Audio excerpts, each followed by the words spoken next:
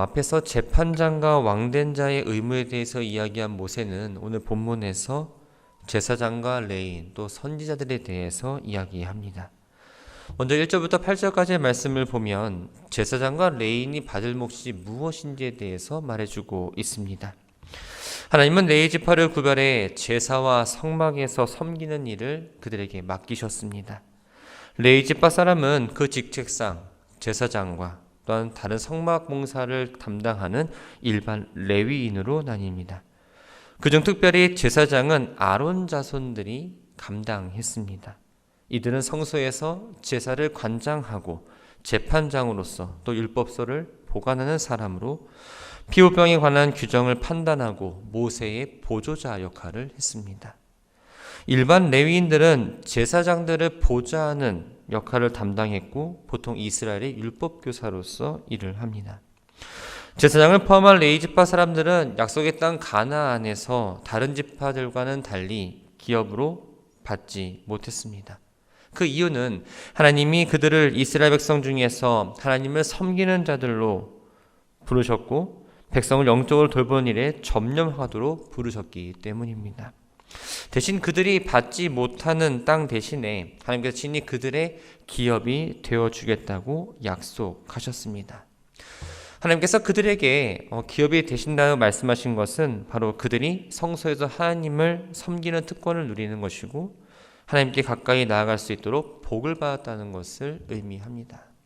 그렇다면 왜 많고 많은 지파들 가운데에 레위 지파가 이렇게 특별한 은혜와 복을 받게 되었을까요? 그들이 다른 지파 사람들보다 더 경건해서 더 신실해서는 아닙니다. 하나님께서 그렇다고 다른 지파들보다 레위 지파를 더 사랑하셔서도 아닙니다. 이스라엘 모든 백성에게 하나님만을 기업으로 삼고 사는 사람들이 이 땅에서 어떻게 살아가는지를 레위 지파를 선택하셔서 그들을 통해 보여주시고 그들을 통해서 하나님에 대한 온전한 헌신과 믿음을 갖도록 하기 위해서 사용하신 겁니다. 하나님은 제사장이나 레위 사람들의 경제적인 필요를 특별한 방식으로 채워주십니다. 1절을 보면 그들은 여호와의 화제물과 그 기업을 먹을 것이다 라고 말합니다. 여호와의 화제물, 바로 소제나 속건제 혹은 속죄제 등의 백성들이 하나님께 번제단 위에서 불살라 드리고 난 나머지 불태우지 않은 것들은 제사장의 몫이었습니다. 그 기업은 하나님께 바쳤다가 제사장의 분깃으로 되돌려진 백성들의 헌물을 말합니다.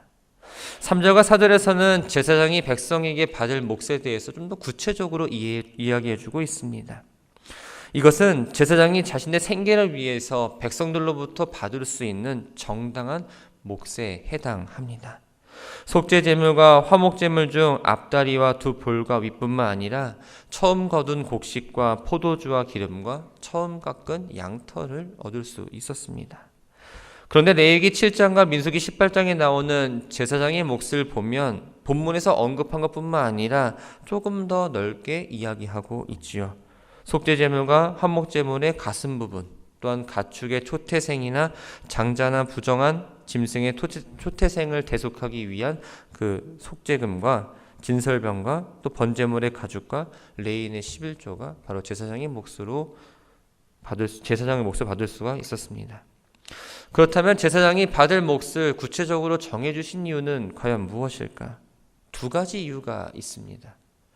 먼저 백성들로 하여금 아무런 불평이나 논란 없이 정당한 몫을 제사장에게 주기 위해서였습니다. 두 번째는 제사장이 수입이 일정하지 않아서 자신의 생계 때문에 성소에 섬기는 일을 소홀히 하는 것을 막고 또 백성들에게 정당한 것 이외에 다른 것을 요구하지 않도록 하기 위해서 구체적으로 정해 놓으셨던 겁니다. 제사장과 성전에서 봉사하는 레위인들이 몫을 받을 수 있는 정당한 이유를 5절에서 이렇게 이야기합니다. 그들이 여호와의 이름으로 직분을 맡아 하나님을 섬기기 때문이다. 이 말은 백성들이 제사장이나 혹은 레위인들에게 주는 몫에 대해서 그들이 불로소득으로 취하는 것으로 오해하는 것을 막고 또 불평하는 것도 하지 않도록 하기 위한 근거가 됩니다. 또한 레위인과 제사장들에게는 자신들이 취하는 몫이 무조건적으로 받는 것이 아니라 오직 하나님께 봉사하는 대가로 받는 것들이다. 그래서 자신들의 직무에 충실히 할 것을 이야기하는 근거가 되는 말이었습니다. 6절부터 8절까지의 말씀을 보면 중앙성소에서 일하는 레위인의 권리에 대해서 이야기하고 있습니다. 레위인 가운데에 제사장을 도와서 중앙성소에 섬기는 이들은 일부입니다. 이들은 예루살렘 근처에서 살았습니다. 중앙성소를 섬기는 레위인들을 제외한 나머지 레위인들은 6개의 도피성을 비롯해서 가나안 전역 48개 성읍에 흩어져 삽니다. 흩어져 살면서 이들은 이스라엘 백성들의 종교교육과 또한 성소에서 맡겨진 일을 감당했지요. 그런데 지방에 사는 레위인이 중앙성소에 가서 봉사하기를 원한다면 그 소원대로 성소에 가서 일할 수 있도록 허락을 해야 했고, 중앙성소에서 봉사하던 레위인들과 동일하게 그들을 대우해 주어야 했습니다. 이것은 하나님을 섬기는 일에는 역할의 차이가 있지만 등급이나 차별이 없이 모두 동등한 하나님의 일꾼이라는 것을 이야기해 주고 있죠. 레위인들은 가나안 땅에서 토지를 기업으로 받지는 못했지만 자기들이 거주하는 성읍 내에 집이나 논밭 등을 소유할 수는 있었습니다. 지방이던 레위인들이 중앙성소에 가게 되면 자신이 갖고 있는 재산을 정리해야 합니다. 지금까지 소유하고 있던 집이나 또 조상 대대로 물려져 왔던 그것들은 팔아서 수입으로 개인 재산으로 삼을 수 있었지만 자신이 사용했던 논과 밭은 팔 수는 없었습니다. 9절부터 14절까지의 말씀은 가나안 땅에 들어갔을 때 하나님이 가증하게 여기시는 이방 민족의 행위를 따르지 말라고 경고합니다. 지금까지 우상 숭배의 금지에 대해서 수차례 반복했습니다. 그런데 이번에는 이방인들의 가증한 풍습 가운데에 미신적이고 주술적인 행위를 따르지 말라라고 권면해주고 있는 거죠. 가나안 7족속이 이스라엘에 의해서 진멸될 수밖에 없었던 그 이유, 바로 미신적이고 주술적인 행위들이 무엇인지 10절과 11절에서 이렇게 이야기합니다. 그의 아들이나 딸을 불 가운데로 지나가게 하는 자나 점쟁이나 기둥을 말하는 자나 요술하는 자나 무당이나 진언자나 신접자나 박수나 초혼자를 너희 가운데에 용납하지 말라. 불 가운데로 지나가게 한다는 건 바로 몰렉 숭배와 연관이 있습니다. 몰렉 신을 감동시키기 위해 어린아이를 불 가운데로 통과시키거나 아니면 불사르는 것을 말합니다. 성경에는 아이들을 불 가운데로 통과하게 하는 종교의식이 여러 차례 언급이 되었고, 이러한 일을 하는 사람에 대해서 죽이라고 명령합니다. 그런데 이스라엘 역사 가운데서도 이러한 악행이 나타났습니다. 예루살렘 감람산에는 몰렉의 신당이 세워졌고, 또 남유다 아하스 왕은 자신의 자녀를 흰놈의 골짜기에서 불살라 죽이기도 했습니다. 점을 치거나 어떠한 징조를 보고 미래에 일어날 좋은 일과 나쁜 일을 예언하고, 또한 특정한 주문으로 어떤 사람을 저주를 걸거나 죽은 자를 불러내서 미래 일을 물어보는 일을 하는 사람을 가까이에서도 안 되고 그들을 따라가서도 안 되었습니다. 하나님이 가나안 땅을 이스라엘 민족에게 주시기 위해서 아무런 죄도 없는 가나안 족속을 쫓아내신 게 아닙니다. 하나님이 가증스럽게 여기는 풍습과 의식을 행하며 살았기 때문에 쫓겨났던 거죠. 이것은 가나안 족속뿐만 아니라 훗날 이스라엘 백성들에게도 적용이 되었습니다. 이스라엘 하나님을 배반하고 가나안 족속들처럼 우상 숭배를 하자 이들 역시 주변 열강에 의해서 가나안 땅에서 쫓겨나게 됩니다. 하나님은 많은 민족 가운데에 이스라엘을 제사장 나라로 택하셨습니다. 그 목적이 어긋나지 않도록 이스라엘은 가나안 족속의 그 악한 행위를 본받아서도 또 행해서도 안 되었고, 하나님의 규례와 법도를 따라 하나님을 섬기는 삶을 충실하게 살아내어야 했던 거죠. 15절부터 22절은 하나님께서 이스라엘 위에 모세와 같이 하나님의 뜻을 전달할 참 선지자를 세울 것이고, 참 선지자와 거짓 선지자를 구별하는 방법에 대해서 말씀합니다. 이스라엘은 하나님이 세우신 선지자의 말을 들어야 합니다. 모세는 하나님께서 선지자를 세우신다는 그 약속이 호렙산에서 이스라엘 백성이 하나님께 구한 내용이라고 이야기하고 있습니다. 16절에 보면 총회의 날이라는 그 날이 나옵니다. 출애굽한 모든 이스라엘 백성이 하나님께로부터 십계명을 받기 위해 이틀간 성결 기간을 마치고 난 후 시내산에 집결한 날을 말을 하죠. 하나님은 불과 구름과 연기를 동반해서 강림하셨고 강림하실 때 산 전체가 진동하고 나팔 소리가 울렸습니다. 이때 이스라엘 백성들은 모세에게 이렇게 말합니다. 당신이 우리에게 말씀하소서 우리가 들으리이다. 하나님이 우리에게 말씀하지 않게 하소서 우리가 주가 한다. 이스라엘 백성은 하나님의 음성을 직접 들었고 하나님의 그 영광을 눈으로 보았습니다. 이것은 감격과 감동이 아니라 그들에게 큰 두려움으로 느껴졌고 모세에게 중재를 요청하게 되었던 거죠. 이스라엘 백성의 요구에 대해 모세는 하나님께 말씀을 드렸고 하나님은 이스라엘 백성의 말이 옳다고 이야기하십니다. 하나님의 영광과 거룩함 앞에서 백성들이 두려워 떠는 것은 너무나 당연했기 때문입니다. 하나님은 이스라엘 백성들의 말씀을 들으시고 더 이상 그들에게 직접 말씀하지 않으셨습니다. 그 이후로는 모세에게 말씀하셨고 또 이후에는 하나님이 세우신 선지자들을 통해서 계속해서 이스라엘 백성을 향해 말씀하십니다. 19절에는 보면 선지자에 대해서 이야기하고 있습니다. 선지자는 하나님 말씀을 대언하는 사람입니다. 하나님의 대사이면서 또한 중보자 역할을 감당합니다. 선지자들이 메시지를 전하기 전에는 이런 표현을 사용했습니다. 여호와께서 말씀하시기를, 여호와께서 내게 이르시되, 여호와께서 내게 임하여 이르시되라는 그 앞에 말을 하고 나서 하나님의 메시지를 전하고 있었습니다. 제사장 직분은 하나님이 선택하신 아론의 후손이 대대로 물려받았지만 선지자는 하나님의 특별한 소명 또한 부르심에 의해서 세워졌고 세습되지는 않았습니다. 선지자가 해야 할 일은 너무나 단순합니다. 하나님의 그 주신 말씀, 하나님의 마음을 본인이 먼저 느끼고 그 있는 그대로 백성들에게 전해야 합니다. 선지자가 하나님의 이름으로 하나님 말씀을 선포했음에도 불구하고 그 말을 믿지 않는 사람들이 분명 있었습니다. 바로 19절에 듣지 아니하는 자를 말합니다. 하나님 말씀을 들었지만 불순종하지 않은 사람들을 이야기하죠. 하나님은 말씀에 불순종하는 사람을 마치 사냥꾼이 사냥감을 쫓아가듯이 그들을 찾으시고 그들을 반드시 벌하신다라고 이야기합니다. 20절부터는 거짓 선지자의 특징과 참 선지자와 거짓 선지자를 어떻게 구별하는지에 대해서 이야기합니다. 20절에 어떤 선지자는 바로 거짓 선지자를 말합니다.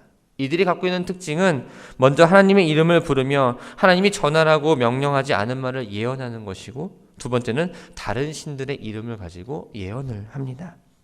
선지자의 예언은 미리 내가 예측을 하고 하는 말이 아니라 하나님의 뜻을 앞서 선포하는 말입니다. 거짓 선지자는 하나님께서 보내지 않으셨고 또 하나님의 뜻을 선포하라고 말씀을 맡기지도 않은 사람들입니다. 그런데 이들은 하나님께서 자신들을 보내셨다고 말하고 참 선지자의 말투나 복장이나 표정 등 이런 것들을 이용해서 하나님의 이름을 함부로 언급하며 자신의 생각을 이야기하며 하나님의 뜻이라고 이야기했습니다.